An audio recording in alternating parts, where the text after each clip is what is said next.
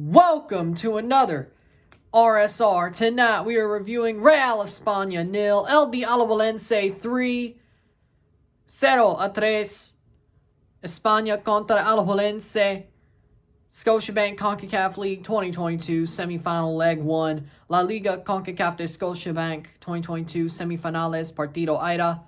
Alajuelense dominant in the first half. Park the bus pretty damn well in the second half and get it done. First off, in the 11th minute, after being dominated by Real España for the first 10 minutes and looked like they're about to allow a goal, Alajuelense goes the other way against the run of play. Johan Venegas takes a shot, bounces off the foot of Freddy Gondola, and nutmegs a defender and rolls into the net to make it 0-1, 0-1, and Alajuelense's up against the run of play, not really deserving it, but they're up, and they have the away goal. After that, they sort of start to build into the game, grow into the game, dominate the first half, and look like the team who deserves to win this tie, or win this game. Start dominating, looking better. España starts not looking as good as they have throughout this tournament. But halftime, goes into halftime 0-1, 0-1 for Alajuelense. Not too bad of a result so far. But going into the second half, Real España starts off pretty well on the front foot in the second half as well, like they did the first half. But in the 59th minute, ball played over the top, falls to Johan Venegas. He bodies a defender, holds onto the ball, makes a run, in through cleanly, takes a shot and bangs it into the far post past Luis Lopez to make it 0-2, 0-2, Alajuelense. Beautiful goal by Johan Venegas. Gets an assist on the Freddy Gondola goal. Scores the goal on a great run as well for Alajuelense. And then in the 61st minute, a couple of minutes later, Celso Borges in through clean as well. Takes a shot, chips Luis Lopez to make it 0-3, 0-3 for Alajuelense. And that's all they needed. 3 away goals, dominant performance.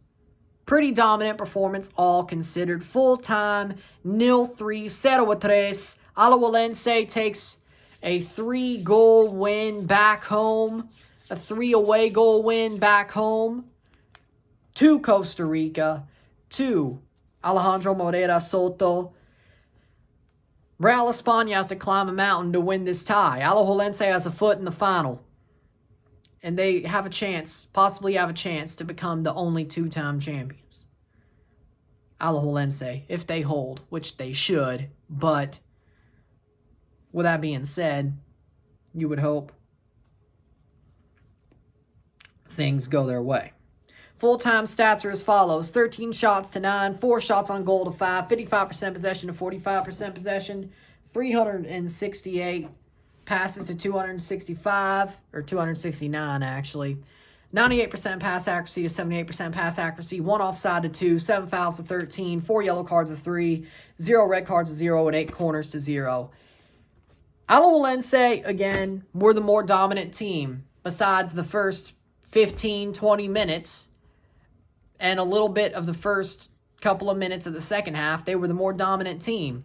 Yeah, they parked the bus more in the second half, but it worked perfectly. Coito Sere hit on the counter, and they did. And they held a good bit of possession as well in the second half as well. But they hit on the counter. They had 2 good goals, 3-0 on the road.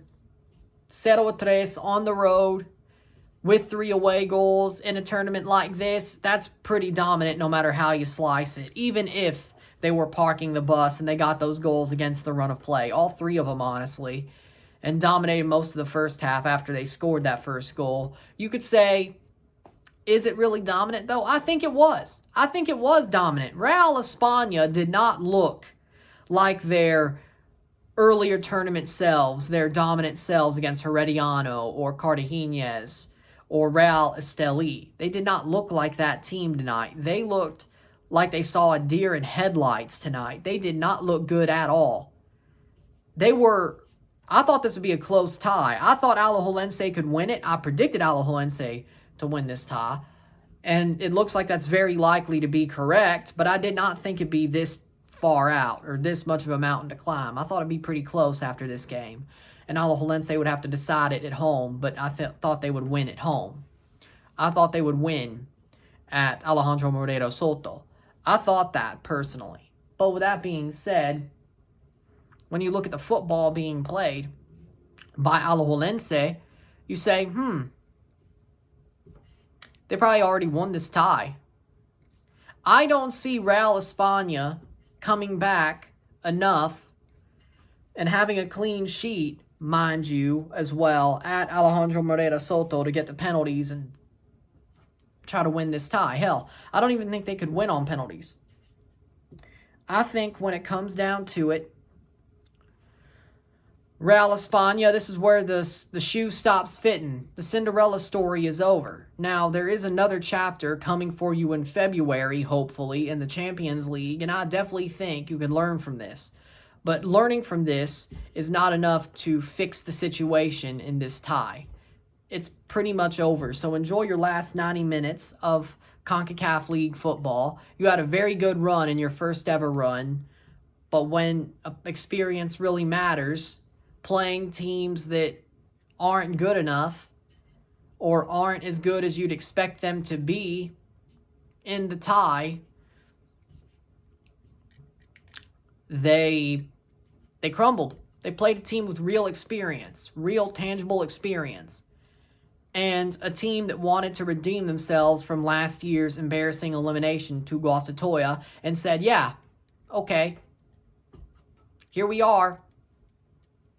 And Alajuelense played a perfect game. They played the perfect situation to win this tie. They parked the bus when they needed to. They scored on the break. They scored against the run of play multiple times and just said, hey, come at us. Try.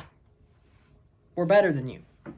And they walked in there, maybe not exactly, but once they scored that first goal, which was pretty lucky and pretty scrappy, but who cares, it counts, Alajuelense said, we're better. We're better. Or went full Homelander and said, I'm stronger, I'm smarter, I'm better, I am better. That's what they did. They went full Homelander and turned on to another gear and just saw this game out and dominated it. And I think when it comes down to it, I don't think Real España has the cojones or the guts to go to their stadium, go to Alejandro Moreno Soto and say, no, we're going to shut you out. We're going to score 3 goals or 4 and beat you on penalties. I don't see it. I just don't see it. I don't see it. I think it's impossible. I think this tie is over. It's over. Alajuelense are 99.9% in the finals. This is over. This can't be thrown, I think, personally. This isn't like Real España or Pumas. Pumas are the king of comebacks. They know how to come back in a 2-legged tie and win it. That's why that happened against the Revs, and the Revs had a team full of sloppy second footballers. Real España have no history of comebacks. They have no history of going deep in the CONCACAF League or even being in it until this year. So with that being said, Alajuelense's won this damn tournament. And I guarantee you, they're not going to let themselves get owned on a comeback at home like they did against Guastatoya. They know what mistakes not to make. And under Fabian Coito, I don't think it's happening. I think this game is sealed. Real España didn't show what they've shown throughout this tournament. That's why they're done. That's why this is done and dusted after one game, one leg. They didn't look like their Cinderella selves. They looked more like the godmother or the pumpkin carriage. The slipper don't fit. Hopefully in the Champions League, you make a way to find it fit. Right now, you got to learn from this. Pull into port, fix the hull of your boat, or fix anything you need to, and go again in February. That's pretty much the answer. Alajuelense gotcha. That's all I got to say. Man of the match for me, Johan Venegas. Had an assist, has a goal.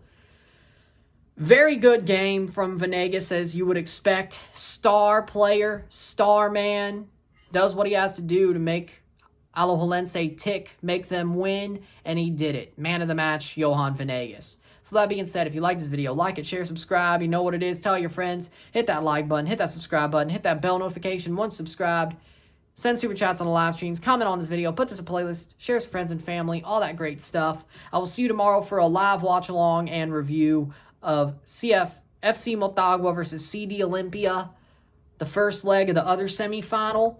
And we'll see if these are basically over after this week, or maybe we have something left. But honestly, I still think I'll cover both on Tuesday next week anyway, even though these possibly both could be over.